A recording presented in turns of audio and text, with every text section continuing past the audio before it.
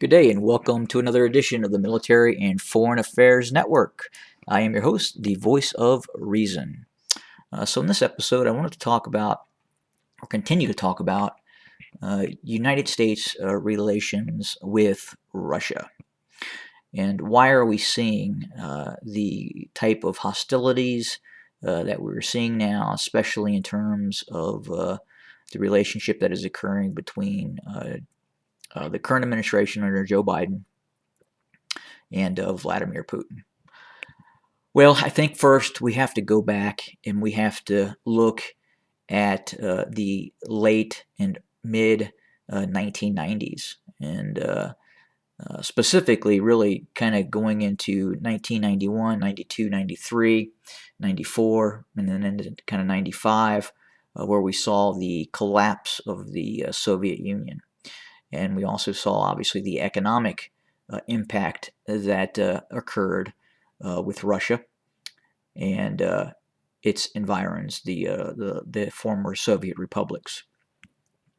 And from the early mid 90s up until I would say probably 2008, the United States and its political leadership has not had to deal with a military near peer adversary.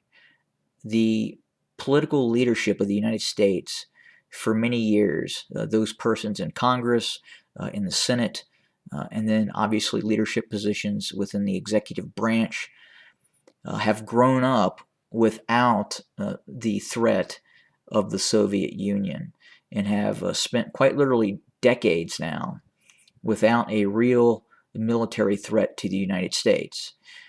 And that has created, in my opinion, the modern environment that we are now existing in. And I think many of these political leaders, such as Kamala Harris and a lot of members of Congress and the Senate, again, don't have military experience. They have existed in a period in time in American history for the last few decades where American military capabilities have never been questioned.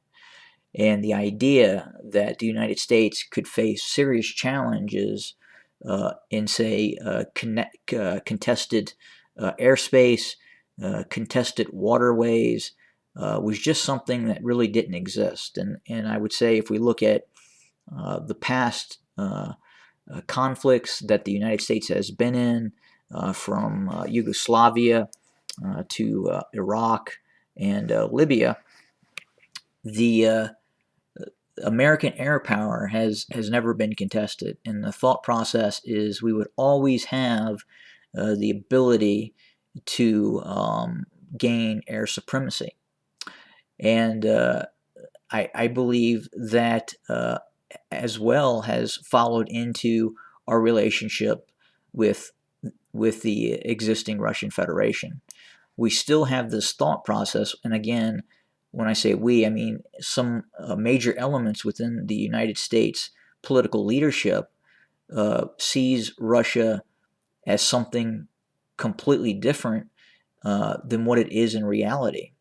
And the United States will find it very difficult to treat Russia differently and force Russia's hand in terms of a possible military conflict.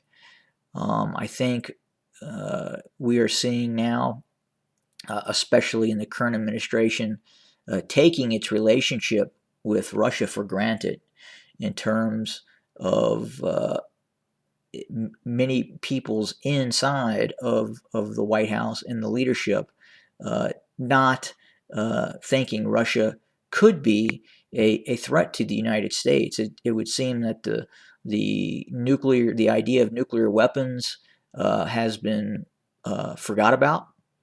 But at the same time, I don't believe that they're taking the current capacity within the Russian military-industrial complex in terms of what it can actually do.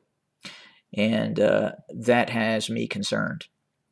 I do not believe that a lot of these policies that are coming into play, such as sanctions and backing the Russian Federation into a corner, is going to end in a way that many of these political leaders see it as ending. If you back a country into a corner, and I think we saw that with Imperial Japan back in the late 30s, and then obviously into the early 40s, where Japan eventually had to respond, if you kind of look at the history of that issue. But given the United States controls a lot of the financial institutions, and we meaning the United States, does have the ability to apply significant sanctions to people inside of Russia and harm the Russian economy in a great manner, that alternative politics would then come to the forefront. And those alternative politics is military conflict. Military conflict is just an extension of politics once a peaceful resolution cannot be becoming a reality. And that would appear to be the case in terms of what is occurring right now between the United States and Russia. The United States believes, at least some of its political leaderships believes, that it can press the Ukraine into the EU and then possibly NATO without any ramifications from the Russian Federation.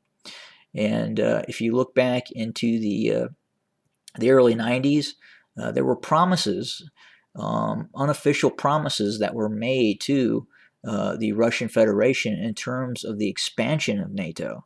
Again, 1989 and before, if you were living in that area, it would have been completely unrealistic to have believed that Estonia, Latvia, Lithuania, or even much less Poland, and some of these other Eastern Bloc, the Warsaw Pact states, would become part of NATO.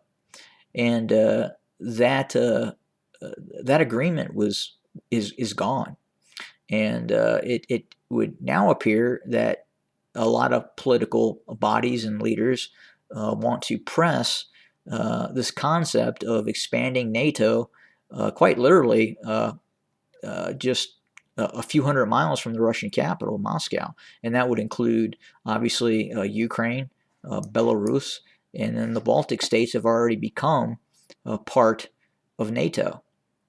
And then I think, again, you have to look at NATO and is it viable? Why on earth is this alliance being expanded when we don't even know that existing members of this alliance would honor the Article 5 agreements within the actual alliance? And I'm referring to states such as Turkey. I'm referring to states such as Hungary, even Germany.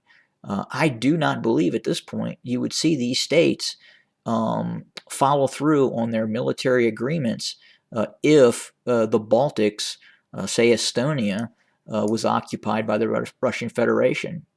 And we could bring the Ukrainians into NATO, but if the Russians test Article 5 and those agreements, would in fact NATO simply dissolve itself because of those states not wanting to enter into conflict. And they could do that. Just because you're in an alliance and you're in that alliance for economic and military benefits doesn't mean that when the balloon goes up, you then honor those benefits, that alliance. And I don't think the alliance would be honored, and NATO, the alliance, the United States, could be putting itself in an extremely precarious position in expanding NATO and keeping this hostility going between Russia.